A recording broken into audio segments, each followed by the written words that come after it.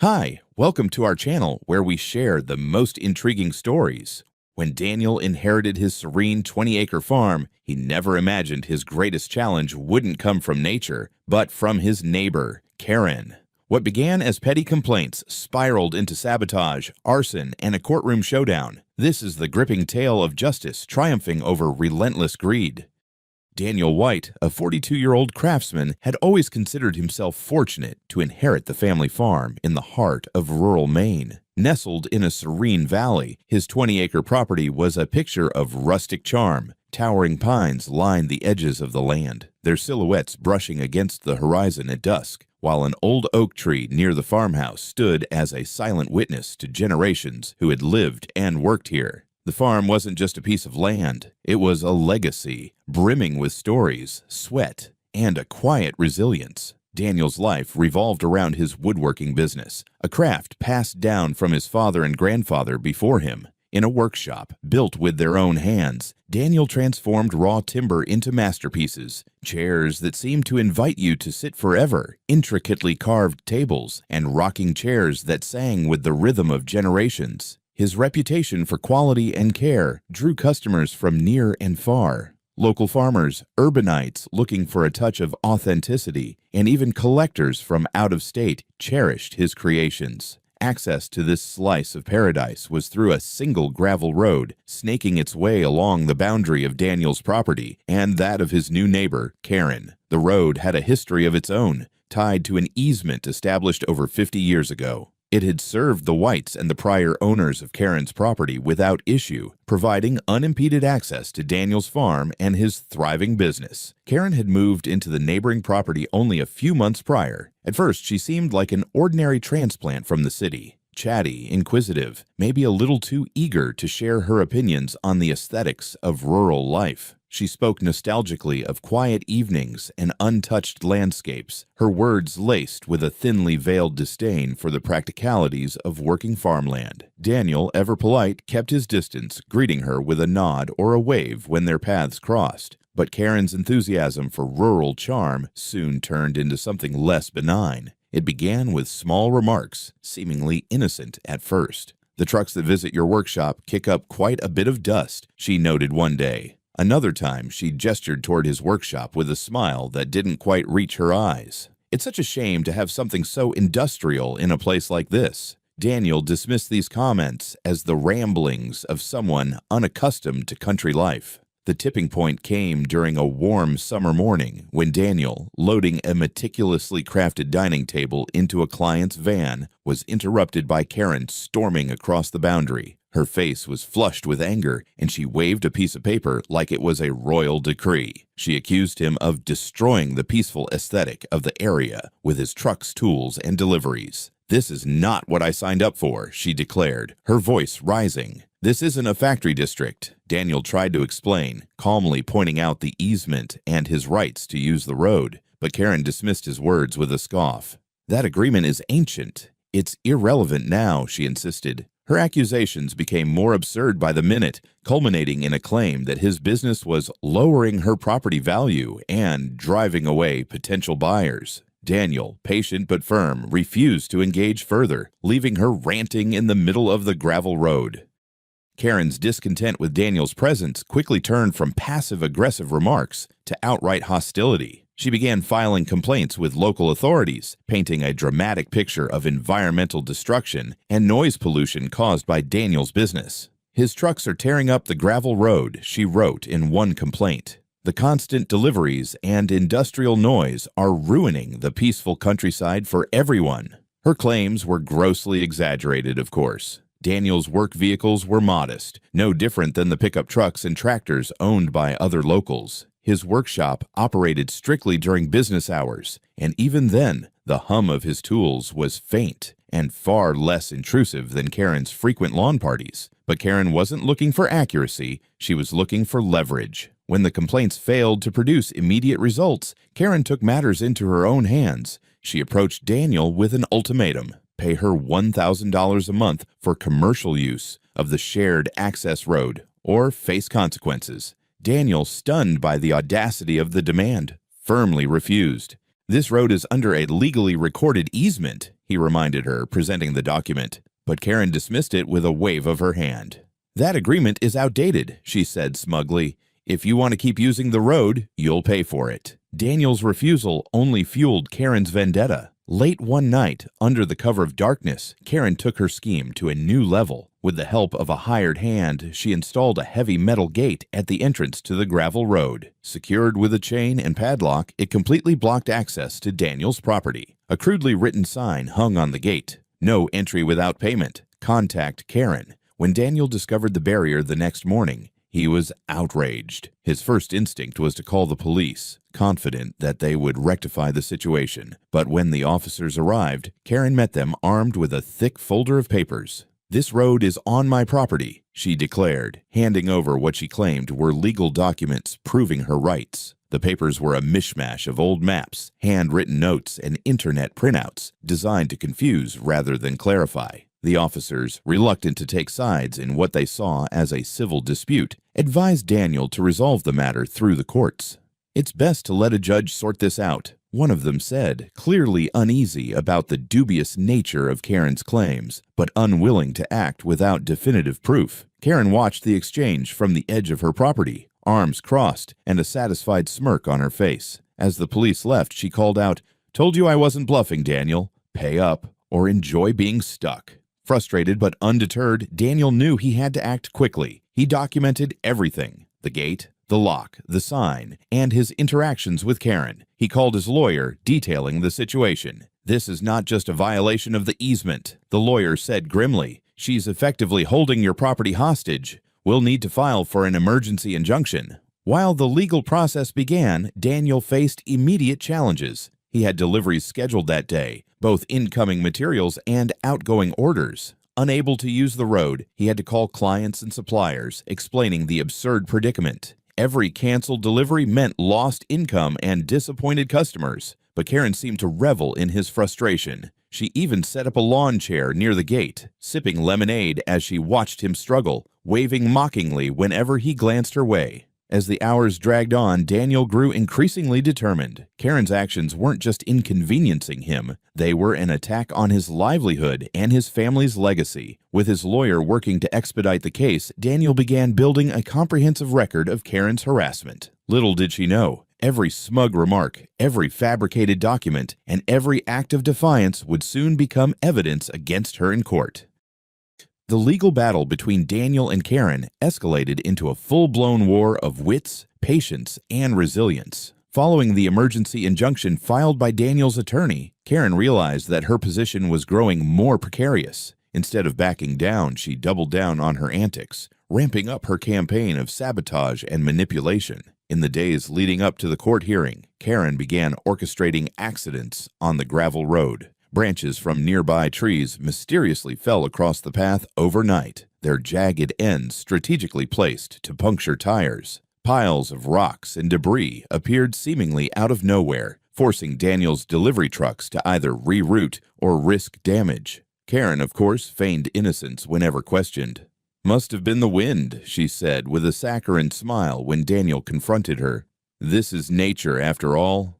But Karen's audacity didn't stop there. She installed several cameras along the shared road, claiming they were for security purposes. Their real purpose, however, was clear. Karen began using the footage to fabricate accusations against Daniel, alleging that his vehicles were speeding, trespassing, or causing environmental harm. She even sent a compilation of these so-called violations to the local authorities, framing herself as the vigilant guardian of rural harmony. Daniel, though frustrated, refused to be baited. His attorney, Claire Maddox, was a seasoned litigator with a reputation for dismantling weak arguments. She meticulously compiled a case against Karen, gathering every piece of evidence: videos of the blocked road, photographs of the debris, and testimonials from delivery drivers and neighbors who had witnessed Karen's behavior. Each element of the case painted a damning picture of a neighbor intent on harassment rather than harmony. When the court date arrived, the tension was palpable. The courtroom was packed with curious locals, eager to see the resolution of the conflict that had disrupted their otherwise quiet valley. Karen strutted into the room, clutching her folder of dubious documents, her confidence radiating as she prepared to play the part of the righteous protector. Karen began her defense with a self-assured air, claiming her actions were motivated by a deep concern for the community. She accused Daniel of exploiting the shared road for personal gain, disregarding its upkeep,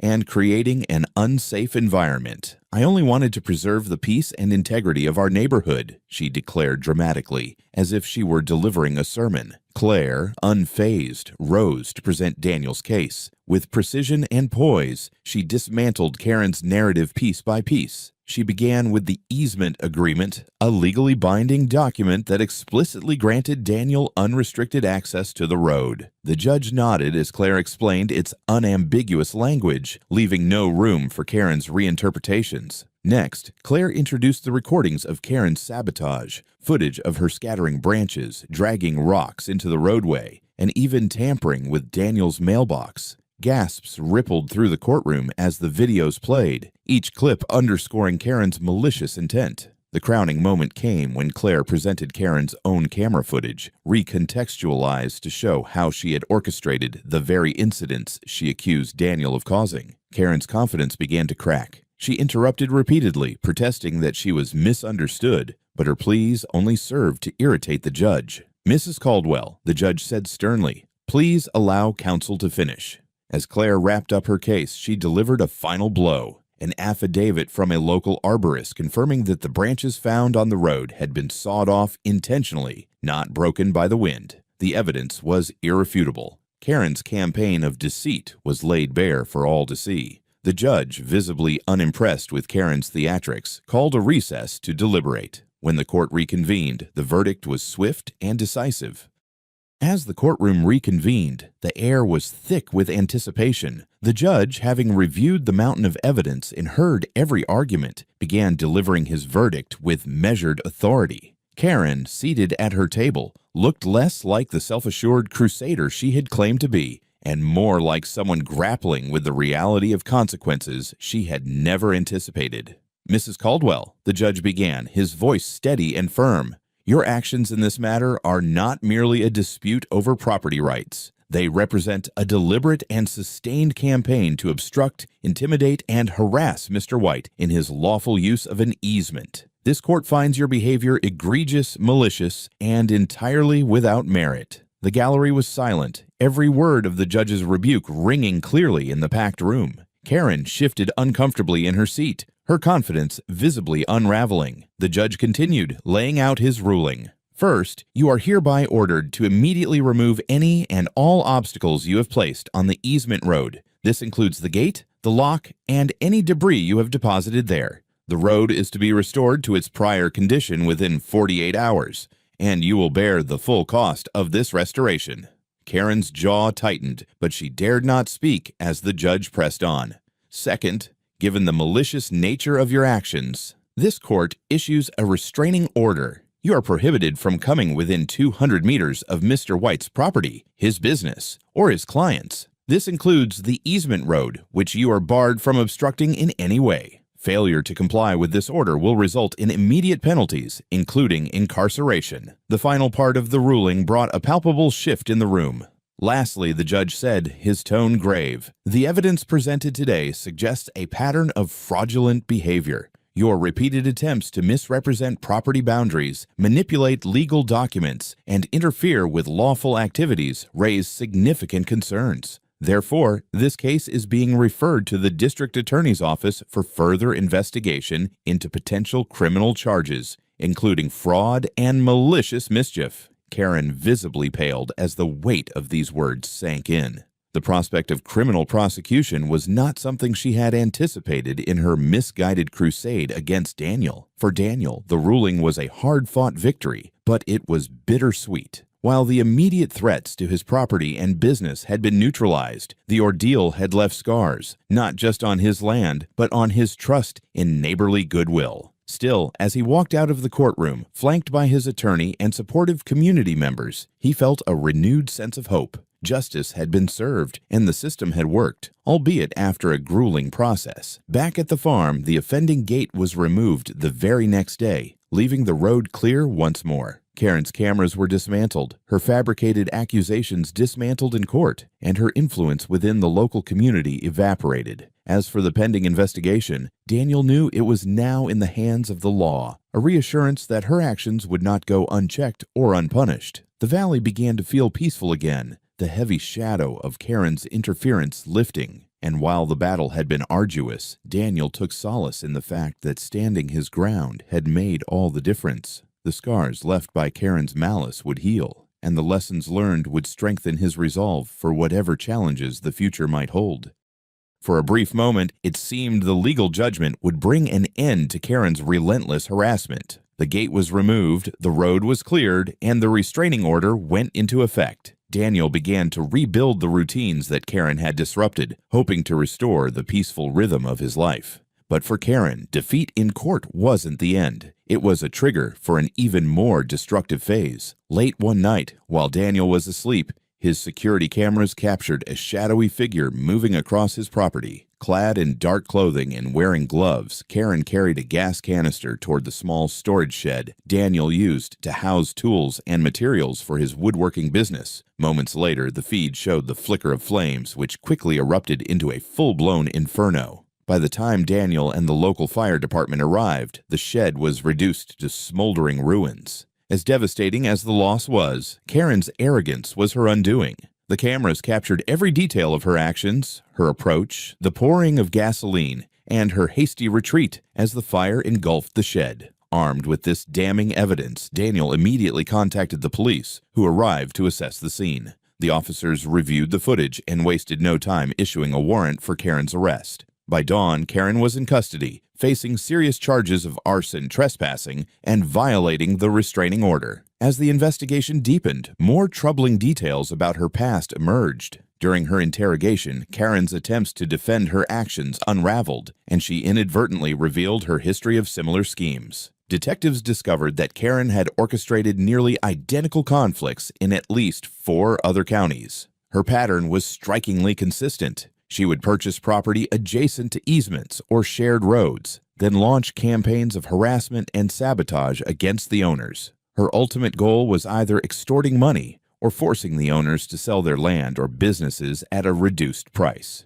Karen had even succeeded in several of her past attempts, pocketing settlements from property owners who couldn't endure the cost or stress of prolonged legal battles. However, her schemes had never reached the level of destruction or attention as they did with Daniel, and this time the evidence against her was overwhelming. The district attorney, now armed with Karen's history, moved quickly to build a robust case. The charges against her escalated to include fraud, malicious mischief, and conspiracy, in addition to the arson and trespassing charges stemming from Daniel's case. Witnesses from her previous conflicts were contacted, and several agreed to testify, eager to expose Karen's predatory behavior. As news of Karen's arrest and her history spread, her reputation crumbled. The community, once wary of taking sides in the dispute, now rallied behind Daniel, appalled by Karen's actions. Her previous victims began to come forward, sharing stories of financial losses, vandalism, and intimidation. Together, they formed a united front to ensure Karen would finally face the consequences of her actions. For Daniel, the fire was a painful setback, both financially and emotionally. Yet it also marked a turning point. Karen's willingness to escalate her vendetta to such dangerous levels had brought her downfall. With her crimes exposed and her tactics documented, Daniel could finally see a path toward lasting peace. Not just for himself, but for the many others who had suffered under Karen's manipulative schemes.